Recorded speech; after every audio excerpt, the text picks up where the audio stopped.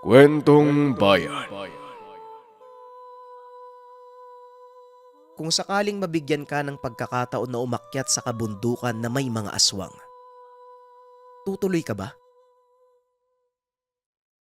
Ang kwentong ito ay hango sa totoong buhay. Mula ito sa isa nating kabayan na itago na lang natin sa pangalang Tino.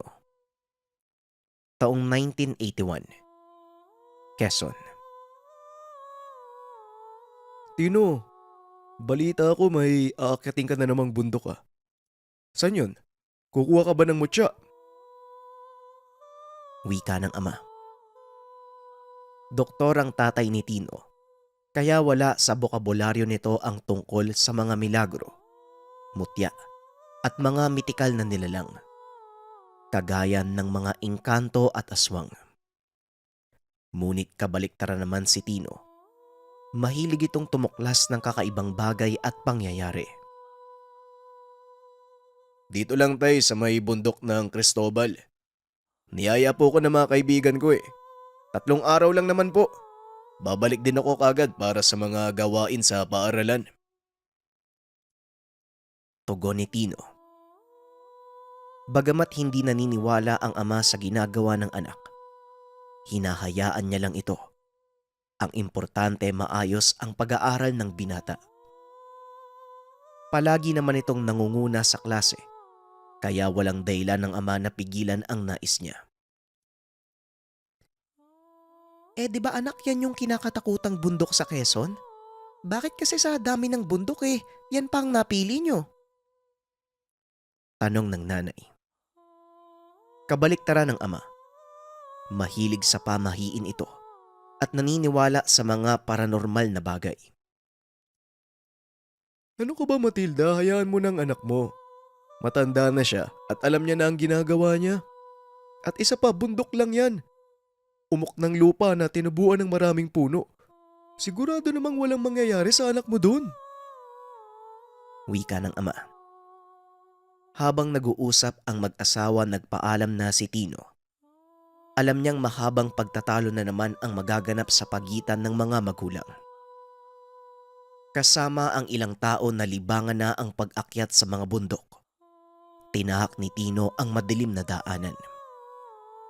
Ito ang pinakaligtas sa paraan para sa kanya para akyatin ang bundok na kinakatakutan ng maraming tao. Sandali bata. Parang ngayon lang kita nakita dito ah. Baguhan ka ba? Tanong ng isang lalaki. Hindi po ako parte ng grupo. Nakiusap lang akong makisabay. Gusto ko lang makita ang tuktok ng bundok. Huwag ko kayo mag-alala. Kaya ko naman po ang sarili ko eh. Ilang bundok na din po yung naakyat ko. Tugon ni Tino. Ayon sa binata, sapat na ang mga karanasan niya sa pag-akyat ng mga bundok para magawang marating ang tuktok ng Cristobal. Kaso nga lang lingid sa kaalaman ni Tino, hindi lang galing sa pag-akyat ang kailangan niya sa bundok, nangangailangan din ito ng swerte. Bagamat mahilig siya sa mga mutya, ang lahat ng pinaniniwalaan niyang tangan ay nabili lang sa labas ng simbahan sa bayan. Ayon sa mga nabilhan niya na tila mga biyasang antingero, kailangan ng binata na umakyat sa tuktok ng bundok Cristobal upang pabasbasan ang mga nabiling hiyas upang mas lumakas ang bisa. Nag-umpisang mahumaling si Tino sa mga ganitong bagay nang minsang magbakasyon siya sa probinsya ng ina sa Leyte. Napaglaruan si Tino ng tikbalang na nakita mismo ng mga mata niya. Mabuti na lang, nagawa ng albularyo na maitaboy ang engkanto sa tabi niya at tuluyang napagaling. Simula noon, hindi na nawala ang kagustuhan niya na maging biyasa din sa panggagamot at maging dalubhasang antingero. Sana lang hindi ka matatakutin, iho. Walang makakapagsabi kung anong maiengkwentro natin sa bundok. Tayo ko lang, magbaon ka ng maraming dasal. At isa pa, bakit ang dami mong kwintas at porselas? Ang mabuti pa, itago mo na lang lahat yan. Dagdag pahirap lang yan sa pag-akyat mo. Wika ng lalaki. Maaaring maging dahilan ng pagkapahamak ng binata. Masukal ang gubat sa bundok na iyon at hanggat maaari, iniiwasan ng mga umaakyat ang napakaraming borloloy sa katawan niya. Kaso nga lang hindi nakinig si Tino. Naniniwala ang binata na gagabayan siya ng mga mutyang tangan at ilalayo sa anumang kapamakan. Sa kalagitnaan ng pag-akyat, nag-umpisa nang makaramdam ng pagod si Tino hanggang sa nakakakita siya ng tila mga bilog na bola ng liwanag at isang babaeng nakaitim na belo. Hinayaan lang ito ng binata. Iniisip na dahil lang ito sa pagod. O ano? Kaya pa? Kung hindi na, maigi pang bumaba ka na habang hindi pa masyadong mahirap ang daan. Mula dito, mas delikado na ang lugar. Hindi naman sa tinatakot kita, pero marami ng tao na namatay sa bundok na to. Wika ng lalaki. Pagpasensya mo na yan kasama ko ha. Hindi pa rin niya siguro nakakalimutan yung nangyari sa anak niya dito sa bundok. 3 taon na nakakalipas. Halos kaidaran mo lang yon. Isang gabi bigla na lang namin narinig na sumigaw eh. Pagkatapos nun, wala na yung bakas ng anak niya. Hindi namin natagpuan kahit nasuyod na namin ang buong lugar. Kaya nga taon-taon, 2 beses yan kung umakyat dito. Umaasa na makikita pa ang anak niya. Wika ng isa pang lalaki. Nakaramdam ng kaunting takot si Tino. Subalit hindi ito sapat na dahilan para mapilit siyang umatras sa pag-akyat ng bundok. Buo ang desisyon ng binata na tapusin at abutin ang tuktok ng maalamat na bundok. Kaso nga lang habang naglalakad, biglaan na lamang kumapal ang hamog sa paligid kaya nahirapan sa pag-akyat ang grupo. Hindi malaman ni Tino kung paano makakahabol sa mga kasamahan. Wala siyang makita o marinig man lang. Sa pagpapatuloy sa pag-abante, may maling natapakan si Tino. Nahulog ito at nagpagulong-gulong hanggang sa nawalan ng malay. Tomas, kumuha ka muna ng mainit na tubig sa kusina. Kailangan ng mapalitan ng benda ng binata. Kumuha ka rin ng dahon ng bayabas. Wika ng matanda na nagngangalang Lolo Shano. Hindi alam ni Tino ang nangyayari. Noong nagkamalay siya, napatitig na lang ito sa kisame ng bahay. Mabuti naman at nagkamalay ka na, iho. Ang buong akala ko, hindi ka na magigising pa eh. Huwag ka munang kumilos. Kailangan muna nating malinis yung sugat mo sa braso. Wika ni Lolo Shano. Nang matitigan naman ni Tino ang braso, nakabenda na ito. Napagtanto niya, nabalian siya dahil sa tablang nakasuporta sa kanya. Manong, nasan po kayo? Aray, ano po bang nangyari sa akin? Tanong ni Tino. Naguguluhan ng binata at hindi masagot ang mga katanungan sa isipan. Wala siyang maalala, maging ang pangalan o sanhiman lang ng natamong sugat. Nakita ka namin ni Lolo Tasyo dyan sa may talampas eh. Sa ibaba ng bahay. Wala kang malay, tapos puro dugo. Ang sabi ko nga kay Lolo, huwag ka nang kunin eh. Baka masamang tao ka. Pero nagpumilit si Lolo. Wika ni Tomas. Ampon ni Lolo Shano. Kagaya ni Tino, walang maalala si Tomas kung sino siya, saan nanggaling at kung meron pa bang pamilya. O siya, mamaya na ang usapan, Tomas. Dala mo na ba yung mga pinakuha ko sa'yo? Tanong ni Lolo Shano. Sumagot naman si Tomas. Dala niya. Inabot ito sa matanda. Ang mabuti pa, maganda ka na ng makakain. Nang makahigop man lang ng sabaw itong bisita natin. Ano nga ka mo ang pangalan mo, iho? At saka, ano bang ginagawa mo sa bundok? Tanong ni Lola Shano. Pasensya na po ah. Wala ho talaga ako matandaan eh. Wala po akong maalala na kahit ano. Sino ho ba kayo? Tanong ni Tino. Shano ang pangalan ko. Kagaya ng sinabi ni Tomas, natagpuan ka naming duguan at walang malay. Niwala ka ngang dala na kahit anong gamit o pwedeng kunan ng pagkakakilanlan. Sa palagay ko, nagmula ka sa kabundukan ng Cristobal. Naglakad ka lang, napadpad sa bahaging ito bago ka nawala ng malay. Maswerte ka, niluwa ka pa ng bundok. Maraming tao ang hindi pinapalad. Hindi na sila natatagpuan pa sa bundok na yan. Wika ni Lola Shano. Tinuro niya ang bundok na may kalayuan sa kinaroroonan nila. Kaya nagtaka si Tino. Sa tansya niya, aabutin pa ng 1 o 2 araw na paglalakad para marating ang tahanan ng matanda mula sa bundok ng Cristobal. Gusto sana kitang tulungang makauwi. Pero ang payo ko sa'yo, manatili ka muna dito ng ilang araw o linggo hanggang sa bumalik ang alaala mo. Mahirap na, baka mapahamak ka pa. At saka, nakikita mo ba yung mga kagat dyan sa kamay at leeg mo? Wika ni Lolo Shano. Kumuha ito ng salamin at binigay kay Tino. Hindi yan ordinaryong sugat.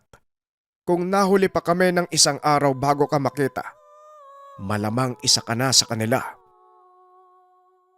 Wika ni Lolo Shano. Pinaliwanag naman ng matanda ang tinutukoy niya. Ang mga kagat at sugat na natamo ni Tino, bukod sa pinsalang natamo dahil sa pagkalaglag sa kabundukan, marka ito ng mga kagat ng aswang. Labis na namamangha ang matanda kung paano nakaligtas si Tino sa pagsalakay ng aswang sa bundok ng Cristobal. Isa ito sa dahilan kung bakit siya tinulungan ni Lolo Shano. Pakiramdam niya, may madidiskubring kakaiba sa binata. Maraming salamat po sa pagligtas sa akin pero pasensya na po kayo ha. Nakikiusap po ako. Hayaan niyo po ako manatili dito hanggang sa bumalik ang alaala ko. Gusto ko po sanang gumaling muna ng tuluyan at gusto ko pong makatulong sa inyo. Wika ni Tino. 2 linggong gamutan pa ang kailangan para mapagaling ang mga sugat ni Tino. Hindi pa kasama dito ang paggaling sa mga bali sa katawan. Ilang panahon pa ang lumipas. Pinangalanan nila si Tino bilang Kulas. Aba, gumagaling ka na sa paghawak ng palakol ah. Teka nga Kulas, kumusta na yung kanang braso mo? Meron na bang pagbabago? Tanong ni Tomas kay Tino na binigyan nila ng pangalan bilang Kulas. Eto, wala pa nga eh. Paralisado pa din. Sa tingin mo, Tomas, gagaling pa kaya to? Magagamit ko pa kaya tong kanang kamay ko? Tanong ni Kulas. Huwag kang mag-alala, Kulas. Kaunting panahon pa. Siguradong gagaling din at babalik ang pandaman niyang kanang kamay mo. Sa ngayon, sanahin mo na muna yung kaliwa. Nang sa gayon hindi ka masyadong mahirapan sa pamumuhay mo dito. Wika ni Lolo Shano. Mabilis na lumipas ang ilang araw, buwan at taon. Nasanay na si Tino sa bagong tahanan. Walang hirap niya nang nagagawa ang pangangaso gamit ang kaliwang kamay. Naturuan na rin siya ni Tomas ng mga paraan sa gubat na siguradong malaking tulong sa kanya kapag muling naligaw. Nag-umpisa na ring turuan ni Lolo Shano ang binata sa mga kakaibang bagay, kagaya na lamang ng pagbubukas ng 2 mata na hindi kagaya kay Tomas, na 2 taon ang inabot bago pa mabuksan. Kay Kulas, 3 araw lang magmula ng naumpisahan ay nabuksan ito kagad. Naturuan niya rin si Kulas kung paano itago ang presensya, lalo na kapag nasa delikadong sitwasyon kagaya ng pag-atake ng aswang. Isang gabi, Umalis si Lolo Shano at tumas ng tahanan para manguha ng mga lamang gamot. Namumukadkad lamang ito sa sinag ng buwan, kaya mag-isang naiwan sa bahay si Kulas. Hanggang ngayon, malabo pa rin ang memorya ko. Tapos Kulas pa yung tawag sa akin. Pero alam kong may mga kasama na kong umakyat sa bundok eh. Hindi ko lang matandaan kung sino. At saka kung bakit kami umakyat. Wika ni Tino sa sarili. Nakarinig siya ng mga tumatakbo sa labas ng tahanan. Nag-iingay na ang mga alagang manok ni Lolo Shano. Kagaya ng mga natutunan, naging kalmado siya at nanahimik.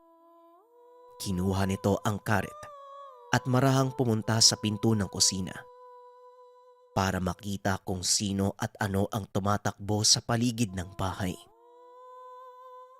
Naroon ang nilalang sa may kulungan ng manok, nakatayo habang nilalantakan ang inahin. Dahil sa sinag ng buwan, malinaw niyang nakikita ang wangis ng aswang, nakahawig ng baboy ramo.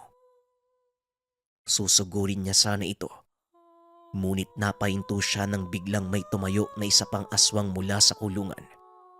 Imbis na takot, galit ang naramdaman ni Kulas. Siya mismo ang nagbantay sa mga alaga na nilalantakan ng mga aswang. Nag-usal siya ng sabulag.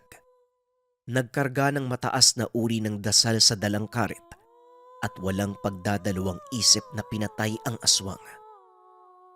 Ganun na lang ang pagkagulat ng kasama nito nang makitang natanggal ang ulo ng kasama. Mabilis itong nagbago ng anyo. Naging purong itim na dambuhalang baboy. Sinugod ng nilalang ang binata. Mabilis namang kumilos si Tino upang maiwasan at kagad na tumakbo sa harapan ng bakuran. Hindi siya malalapitan ng nilalang sa lugar. Ngunit tila naramdaman nito ang plano ng binata. Imbis na lumapit sa kanya, sumuot ito sa kakawyan at doon naglaho. Nang balikan niya ang katawan ng napatay na aswang, wala na rin ito sa lugar. Magmamadaling araw na nang dumating si Lolo Shano. Kagad namang naikwento ang mga nangyari at kung anong uri ang nakasagupa na aswang. Hindi ka dapat mabahala sa mga nakalaban mo. Mababang uri lang sila ng aswag. Mahilig silang magnakaw ng mga alagang manok at baboy. Pero delikado kung grupo silang aatake. Mas matakot ka sa mga gabunan na nasa bundok Cristobal. Mataas na uri sila ng aswag. Sa antas ng kaalaman mo sa mga buhay na salita, siguradong hindi ka makakatagal sa kanila. Wika ni Lolo Shano. Lolo, ano po bang gagawin ko para mas lumakas pa ako? Kagaya nga ho ng nasabi niyo, maaaring mula sa mga gabunan ng mga natanggap kong sugat at kagat. Ang ibig sabihin, nagawa kong malabanan sila at makaligtas sa kanila. Gusto ko pong lumakas at alamin ang totoong nangyari. Wika ni Tino. Kung ganon, marahil ito na ang panahon para pumunta ka sa kabundukan ng Cristobal. Maaring naroon ang kasagutan sa mga tanong mo. Napansin mo ba, Kulas? Kanang kamay na ang pinanghawak mo dyan sa karet. Wika ni Lolo Shano. Hindi na malaya ng binata na bumalik na ang pandama sa kanang kamay habang nakikipaglaban sa mga aswang. Kung hindi pa sinabi ng matanda, hindi niya ito mapapansin. Ang ibig sabihin nito, aalis ka na ba, Kulas? Pwede namang dito ka na lang eh. Masaya naman tayo nila Lolo Shano dito. Wika ni Tomas. Gustuhin man ito na pagbigyan sila. Alam ng binata na may nag-aantay sa kanya. Ito, Kulas. Tanggapin mo itong mutya ng hunyango. Yan ang dahilan kung bakit kami pumunta ni Tomas sa gubat. Mabuti na lang, nakuha namin yan bago pa lamunin ng lupa yung hunyango. wika ni Lolo Shano. Dagdag pa nito, magsisilbi itong baluti kay Tino kung sakaling makaengkwentro niya ang mga gabunan sa bundok Cristobal. Magagawa niyang makaligtas ng hindi nakikita. Isa pa, walang ibang pagpipili ang daan kung hindi umakyat sa bundok para makarating sa kabilang bayan. Pagsapit ng umaga, eksaktong 3 buwan mula nang matagpuan siya ni Lolo Shano, nakahanda na si Tino na muling suungin ang kabundukan. Mag-isa itong binaybay, subalit hindi kagaya noon na bagito pa lang at walang laban sa lupit ng bundok na iyon. Naihanda na siya ng matanda para sa araw na ito. Tandaan mo, Kulas, wag na wag kang matutulog sa loob ng kabundukan. Huwag ka ding magpapaabot ng dilim. Ito ang mga huling salitang binitawan ng matanda bago maglakad papalayo ang binata. Kaso nga lang bago pa siya makalabas ng trangkahan, humabol si Tomas at inabot ang kwintas na ayon sa kaibigan. Ito ang suot niya nang matagpuan siya ni Lolo Shano. 3:00 ng hapon, malapit na siya sa paanan ng bundok. Naganda na siya ng lugar kung saan magpapahinga. Kagaya ng bili ng matanda, hindi na siya pumasok sa bundok pagkagat ng dilim. Pinayapa ni Tino ang sarili at matahimik na pinalipas ang gabi. Nakarinig siya ng mga yabag sa hindi kalayuan, subalit hindi niya na inabala pa ang sarili. Hanggat hindi siya ang pakay ng mga ito, wala namang problema sa kanya. Pagsapit ng umaga, muling naglakad si Tino. Sa bukana palang pakyat ng bundok, nakaramdam siya ng mabigat at nakakasakal na presensya ng kabundukan. Bandang tanghali naman nang marating niya ang tuktok. Kailangan pa niyang baybayin ang pababang bahagi sa kanluran ng matayog na lupa. Unti-unti niyang naaalala ang nangyari bago tuluyang mawalan ng malay. Biglang dumilim ang paligid na tila hapon na at palubog na ang araw. May liwanag pa naman, ngunit hindi normal ang dilim. Nabalot ng makapal na hamog ang kinaroroonan ni Tino. Dito tuluyan ang bumalik sa isipan ng binata ang trahedyang naganap. Noong paakyat ng bundok, may kasama siyang mga kalalakian. Naalala niya ang mukha ng kasamahang lalaki bago pa mahablot ng nakakatakot na nilalang. Buong sikap siyang hinila nito mula sa gilid ng bangin para mailigtas. Ngunit hindi man lang niya nagawang matanong ang pangalan. Inatake ang grupo nila ng mga aswang sa bundok ng Cristobal. Nakita din niya kung papaanong isa-isang pinatay ng mga nilalang ang mga kasamahan. Sa mismong lugar kung nasan siya nahulog, nakita niya pa ang dalang bag. Luma na at nababalot na ng putik at damo. Ngunit nagawa niya pang makuha ang ilan sa mga gamit niya at larawan ng anak ng lalaking nagligtas sa kanya. Nagulat si Tino. Parehong-pareho ang kwintas na ibinigay sa kanya ni Tomas sa kwintas na suot ng nasa larawan. Kaso nga lang natigil siya sa pag-alala. Nakarinig ng mga garalgal na boses at mga pag-alulong. Kagad nitong inilabas ang mutyang bigay sa kanya at ginamitan ng mga orasyon. Tila hangin lamang siya na dinadaanan ng mga aswang. Hindi man lang ito naaamoy o nakikita ng mga nilalang. Kaso nga lang tila alam ng mga ito na may tao sa paligid. Iba ang mga nilalang na ito sa mga nakalaban. Malalaki ang katawan ng mga aswang na ito. Abot balikat lamang siya. Mahaba ang mga braso na lampas sa tuhod. At ang pinaka nakakatakot sa lahat, ang mga bunganga nitong malalaki at matatalim na ngipin habang naglalaway. Sumisinghot pa ang mga ito sa hangin hanggang sa hindi sinasadyang makatapak ng tuyong sanga si Tino. Natunton ng mga aswang ang kinaroroonan ng binata. Walang nagawa si Tino kung hindi tumakbo hanggang sa makakaya. Alam ng binata na hindi niya kakayaning labanan ang pulutong ng mga gabunan. Nang mapunta si Tino sa lilim ng malaking puno, sa tagpong ito, hindi na alam ng binata ang gagawin.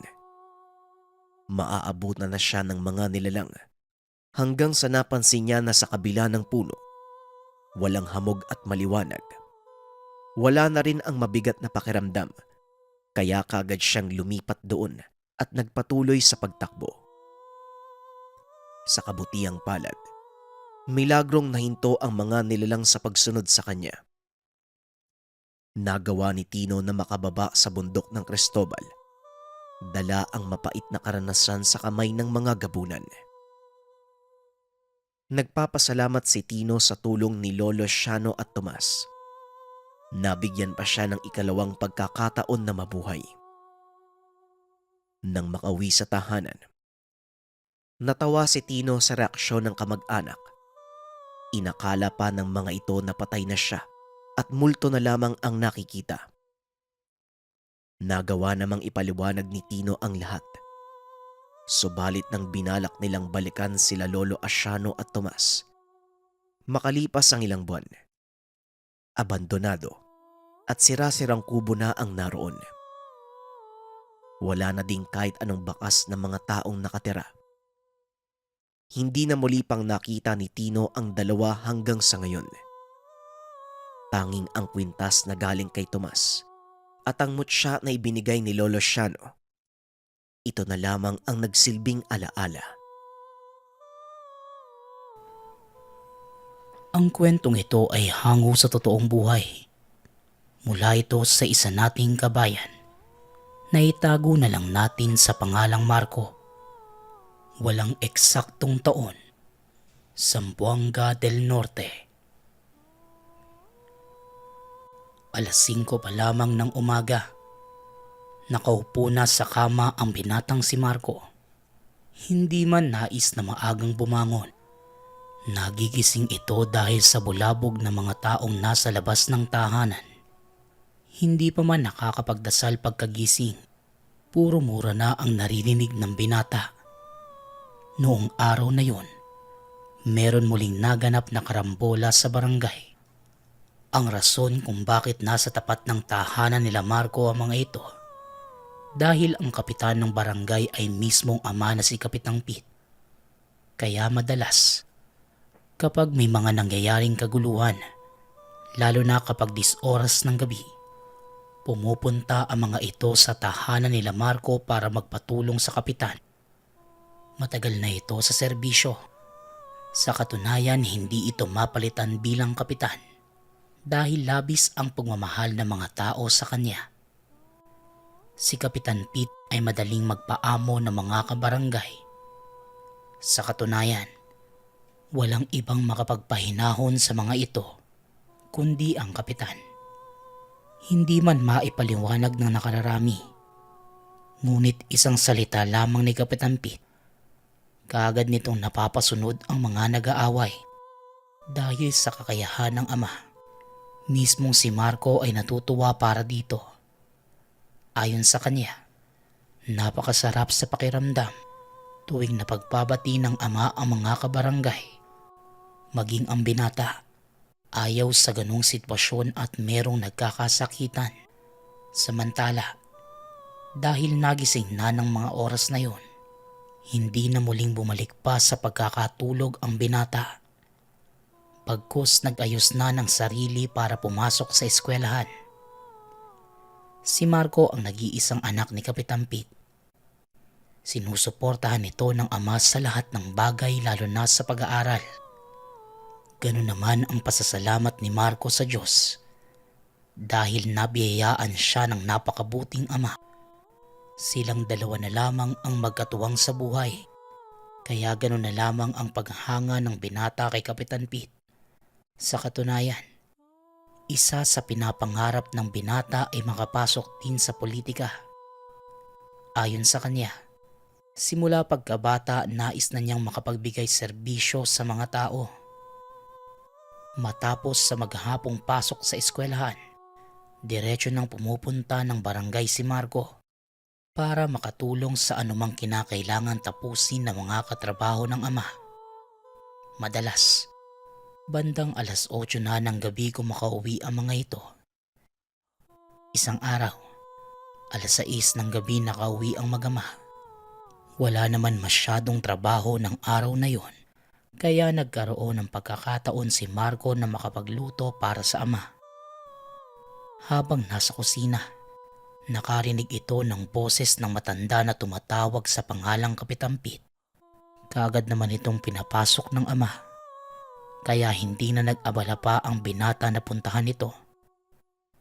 Matapos yon, wala nang narinig na anumang ingay o boses ang binata, kaya dahan-dahan itong pumunta ng sala para silipin kung ano ang nangyayari. Nang malapit na, nakita niya na masinsinang nag-uusap ang dalawa. Halos pabulong na kung magsalita si Kapitan Pete, kaya mas lalong umandar ang kuryosidad ni Marco. Sa likod ng kurtina nagtago ang binata. Narinig niya ang pinag-uusapan ng mga ito. May isasagawang ritual ang dalawa ngunit hindi naman maintindihan ni Marco kung para saan. Hindi na nagtagal pa si Marco dahil tiyak na magagalit si Kapitan Pete sa oras na makita siyang nakikiusyoso. Samantala, bago pa man matapos sa pagluluto ay umalis na ang matanda. Malapit ang relasyon ng dalawa kaya anumang katanungan sa isipan ng binata, kaagad nitong ipinapaabot sa ama. Atay, hindi ko naman po sinasadyang marinig ang usapan niyo kanina ng matanda. Pero ano po bang ibig sabihin yung isasagawang ritual? Ano po ba yun? Tsaka para saan po yun, tay?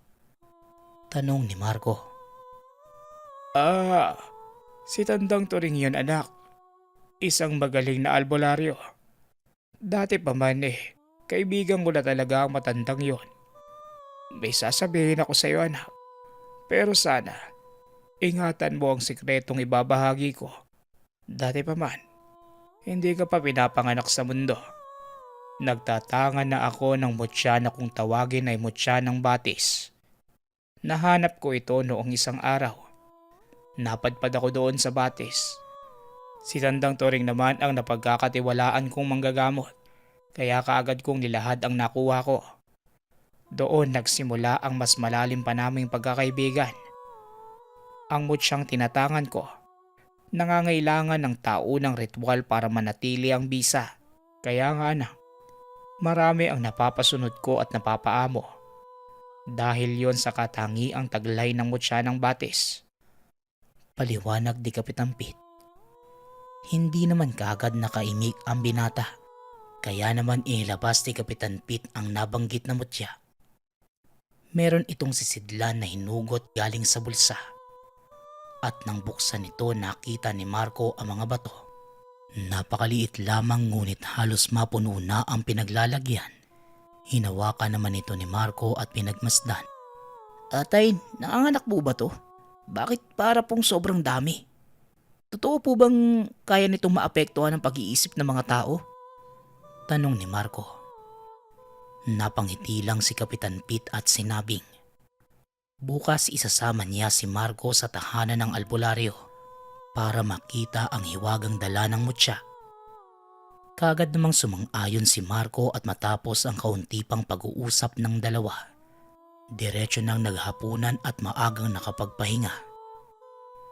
Nang sumunod na araw ng Sabado kaya walang pasok si Marco. Sumama ito sa trabaho ng ama. Bago pa man sumapit ang pananghalian ay umalis na ang mag-ama. Ayon kay Kapitan Pete, kailangan pa nilang pumunta sa bundok para sa mga kagamitang dadalhin sa albularyo. Sinamahan naman ito ni Marco.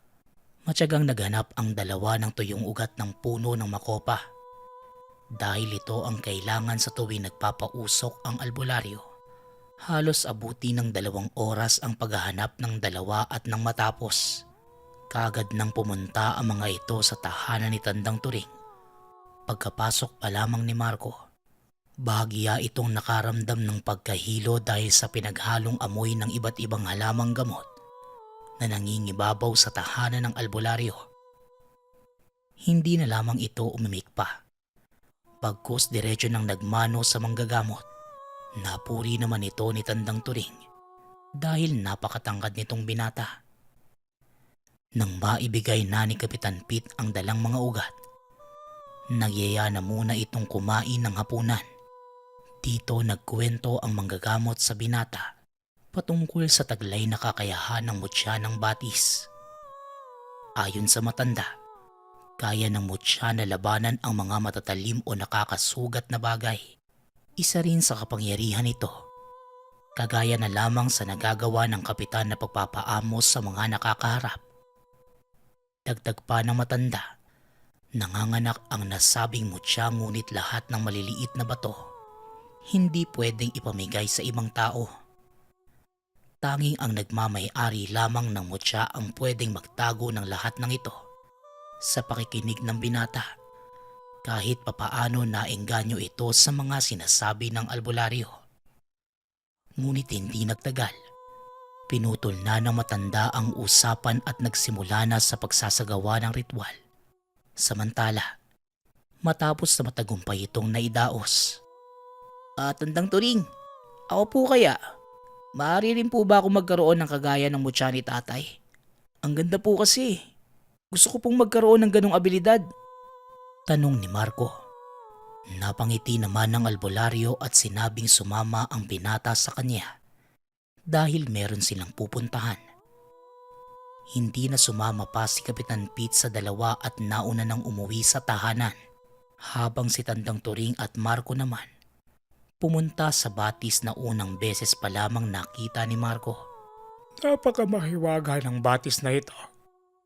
Iho, magpapakatotoo lang ako sa iyo. Hindi madali na makahanap ng mutya sa lugar na ito. Pero kailangan mo pa ring maniwala. Hindi ko maaaring ibigay ang konkretong detalye kung papaano ito mangyayari. Pero ang maipapayo ko lang sa iyo, magpakatotoo ka lang sa sarili mo. Marami na ang nagtangkang maghanap ng mutya sa lugar na ito. Pero hindi lahat nagagantimpalaan. Nakikita mo ang punong yan, yung nasa gitnang bahagi ng tubig. Diyan ka magbabantay dahil diyan madalas nahahanap ang mga mutya. Wika ni Tandang Turing. Napatango naman si Marco at patuloy lamang na nagmasid sa paligid dahil magtatakip silim na ng mga panahong iyon. Nag-aya nang umuwi ang matanda. Ang pakay lang niya ay maituro kay Marco ang batis. Hindi na rin ito nagbigay pa ng ibang impormasyon at sinabi na tanging si Marco na lamang ang kusang makakadiskubre. Dahil sa mga sinabi ng albularyo, mas nabuhayan si Marco na magkaroon ng sariling mutya.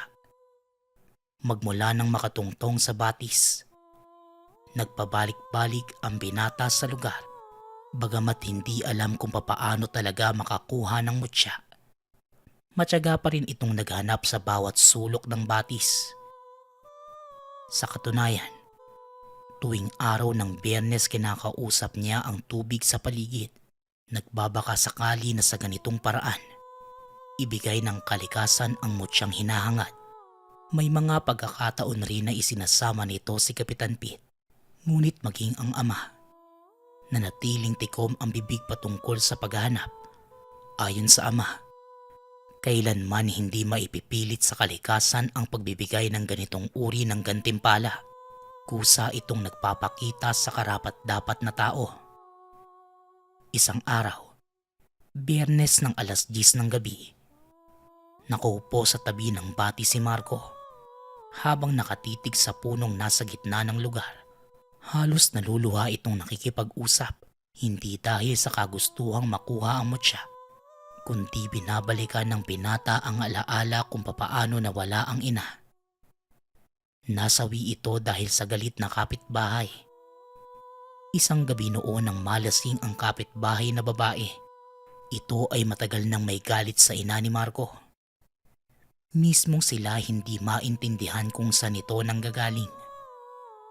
Dahil lulong sa alak ang kapitbahay, eksaktong paglabas ng ina ni Marco ng tahanan, Bigla na lamang itong sinaksak sa leeg kaya kaagad nawala ng hininga.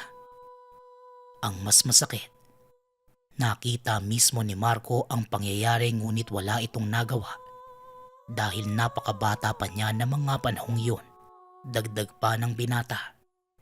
Dahil sa pangyayaring yun doon nagmula ang kagustuhan niya na magkaroon ng kakayahan na palambutin ang puso ng sino mang may galit sa kapwa-tao. Noong una sobra ang galit ni Marco sa aling nakapatay sa ina. Ngunit habang tumatanda, unti-unting napagtanto ng binata. Lahat ng yun ay nagmula lamang sa galit. Samantala nang matapos naman sa pakikipag-usap ang binata, ganun na lamang ang paglaki ng mga mata ni Marco. Nang mismong masilayan ang pag-ilaw na nag-iisang puno sa gitna ng batis. Dahan-dahang lumapit ang binata at nang nasa may paanan na ng puno, doon lamang niya nasilayan ang mga batong nasa tubig na umiilaw na kulay berde. May isang napakalalim rin na boses na bigla na lamang nagparinig sa binata at ayon dito, maaari siyang kumuha ng isa sa mga ito at alagaan. Nagmamadali namang pumulot si Marco at nang makakuha, kaagad din namang nawala ang liwanag. Tinitigan ni Marco ang batong nasa kamay. Sa muling pagtingin sa pinagkuhanan ng bato, wala na ang mga kulay berdeng ilaw na nakikita. Bagkus natira na lamang ang mga ordinaryong malalaking bato. Nagpapasalamat naman sa mismong puno ang binata at matapos yun, nagmamadali na itong umuwi ng tahanan at pinalita sa ama ang nakuha. Masaya ako para sa iyo, anak. Siguro, nakitaan ka rin nila ng kakayanan na alagaan ng gamit. Kaya binigay na rin ng kalikasan sa iyo ang mutya ng batis. Bukas na bukas, pumunta ka kay Tandang Turing at pabasbasan mo yan. Mas mainam na mabasbasan ng mutya bago mo gamitin. Nang sa gayon, patuloy tayong gabayan ito sa kabutihan. Wika ni Kapitan Pete. Sumang-ayon naman si Marco at naghanap ng sisidlan para mailagay ang dalang mutya. Sa buong magdamag, hindi na gaanong nakatulog ang binata, kaya maaga pa lamang ay pumunta na ito sa tahanan ng albularyo. Pagkarating naman sa lugar, kaagad din namang binasbasa ng matanda ang dalang mutya ni Marco. Isa sa naging payo ng albularyo ay mas pairalin ang kabutihang loob sa anumang bagay. Dagdag pa na matanda, magbibigay ito ng ilang pagsubok para sa nagtatangan. Isa itong basihan para tuluyang ipagkatiwala ng kalikasan ng mutya. Tumango naman si Marco at matapos ang kaunti pang pag-uusap ng dalawa, umuwi na ang binata sa tahanan. Magmula ng araw na yon, lubos na pinangalagaan ni Marco ang tanga na mutya. Nagagamit na rin ito ni Marco sa eskwelahan, lalo na kapag may mga kaklaseng nagkakaroon ng alitan. May mga pagkakataon pang naihahalin tulad na rin ito sa ama dahil pareho sila ng gawain. Lubos namang nagagalak ang binata sa tuwing may humihingi ng tulong. Dahil dati pa man, ito na talaga ang gustong gawin sa buhay. Ngunit minsan sa buhay ng tao, nangyayari talaga ang mga bagay na hindi natin lubos maisip. Isang araw, isa sa mga kaibigan ni Marco ang napagsabihan niya patungkol sa tanga na mutya. Kagaya ng binata, naniniwala rin ito sa mga ganitong uri ng regalo ng kalikasan, kaya kaagad nagkasundo ang dalawa. Matapos ang klase, pumunta ang mga ito sa bakanting lupa kung saan ayon sa kaibigan ni Marco, susubukin nila ang kakayanan ng mutya sa nasabing lugar. Bukod sa dalawa ay may isang binatang halos kasing edad lamang nila. Sige nga, dito mo sa akin patunayan na totoo ang tangan mong mutya. Ayan si Dino, medyo maangas ang lalaki yan. Sige nga, subukan mong paamuhin. Subukan mong papuliutin siya ng dahon dyan sa may kanal. Nung makatulong naman siya sa paglilinis dito. Wika ng kaibigan ni Marco. Kagad namang hinawakan ni Marco ang mutya sa bulsa at meron itong ibinulong. Matapos yun, tinawag na nito ang binatang si Dino Ganun na lamang ang panlalaki ng mata ng kaibigan ni Marco. Harap-harapan nitong nakita si Dino na sumunod sa utos ni Marco. Pansamantalang nagkaroon ng katahimikan sa pagitan ng dalawa. Habang ang kaibigan naman, nakatitig lang sa ginagawa ni Dino. Nagtataka ito dahil napakayabang na binata ni Dino. Madalas itong magkaroon ng kaaway dahil sa pag-uugali. Ngunit walang ano-ano'y bigla na lamang tinulak ng kaibigan ni Marco sa kanal si Dino. Malalim ang kanal na yon, kaya narinig ng dalawa kung paano lumagapak ang katawan nito. Lalo pat walang tubig na mga panahong yon. Bago pa man madungaw ni Marco ang binata, nakatakbo na papalayo ang kaibigan. Ganun na lamang ang naramdamang kaba ng binata. Hindi ito makapaniwala sa nagawa ng sariling kaibigan. Habang nanginginig ang katawan, dahan-dahan itong tinignan si Dino sa kanal at hindi halos makapagsalita. Nakita ni Marco kung paano dumanak ang dugo sa lupa na nagmumula sa ulo ng binata. Dahil sa nararamdamang takot, bumaba ito ng kanal at pilit na inalalayan ang katawan ni Dino. Sa puntong yon, hindi na humihinga ang binata, kaya naman napasigaw na si Marco ng tulong. Hindi nagtagal. Nagsidatingan na ang mga tao kabilang na ang amang si Kapitan Pete. Ganun na lamang ang pag-iyak ni Marco nang lapitan ng ama. Samantala, ang katawan naman ni Dino ay hinatid na sa tahanan ng pamilya. Nang mismong araw na yon, nagkaroon ng imbestigasyon patungkol sa nangyari. Kahit nakakaramdam ng takot, tapat na binahagi ni Marco na ang kaklase nito ang gumawa nun kay Dino. Dahil kailangan pa ng masusing pagsisiyasat, nanatili muna sa otoridad ang binata. Nang gabi ng mismong araw na yon, habang nasa kustodiya ng mga pulis, nakaramdam ng sobrang panghihina si Marco. Nang silipin nito ang tangan, hindi ito makapaniwala nang makita nagsisimula ng mangitim ang bato na tila nawawalan na ng buhay. Nang mga panahong yon, hindi na muna dinalaw ni Kapitan Pete si Marco bilang pagbibigay karapatan sa mga pulis na imbestigahan ang nangyari. Dahil nahanap na ang kaibigan ni Marco, hindi naman ito nagsinungaling sa mga otoridad. Kinaumagahan nakabalik na sa tahanan si Marco. Nang mga oras na yon, hindi maintindihan ng binata ang nangyayari sa sarili. Nakakaramdam ng matinding pamamanhid ng katawan si Marco. Maging ang mga bibig ay hindi na rin niya maigalaw ng maayos. Kaya naman nilapitan na nito si Tandang Turing. Pagkarating sa tahanan ng matanda ay napailing ito. Ay, ito na nga ba ang sinasabi kong pagsubok sa iyo, bata? Natalo ka ng masamang enerhiya sa paligid. Ang kaibigan mong yon, siya ang nagdala sa iyo sa kapahamakan. Sa ngayon, mawawalan na ng bisa ang tangan mong mutya. Pero huwag kang mag-alala. Pansamantala ka lang naman mapaparalisa. Tutulungan kita sa abot ng makakaya ko. Isang napakalaking kasalanan na makapatay ng tao. Kaya asahan mo, hindi magiging madali ang pagdadaanan mo. Wika ng manggagamot. Magmula ng araw na yon, nanatili muna sa poder ng manggagamot ang binata. Kagaya ng sinabi ni Tandang Turing, naparalisa nga ang katawan ng binata. Samantala ang tangan ng mangmutya, ibinalik na ng matanda sa batis. Sa paglipas ng mga araw, unti-unting natanggap ni Marco na baka hindi talaga para sa kanya ang pagkakaroon ng mutya. Hindi man madali, ngunit nakabangon naman ito dahil sa tulong ng albularyo. Habang si Kapitan Pete naman, patuloy pa rin sa pagtanga ng mutya. Magpasa hanggang ngayon, apelyido pa rin ni Marco ang nagpapatuloy sa pagseserbisyo sa lugar. Habang si Marco naman, nanatili na lamang na simpleng tao. Sa tuwing sumasapit ang Biyernes Santo, paminsan nagtatangka pa rin itong makakuha ng mutya.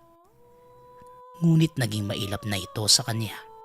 Ayon kay Marco, kahit papano laking pasasalamat pa rin niya nang minsang magkaroon ng mutya ng batis.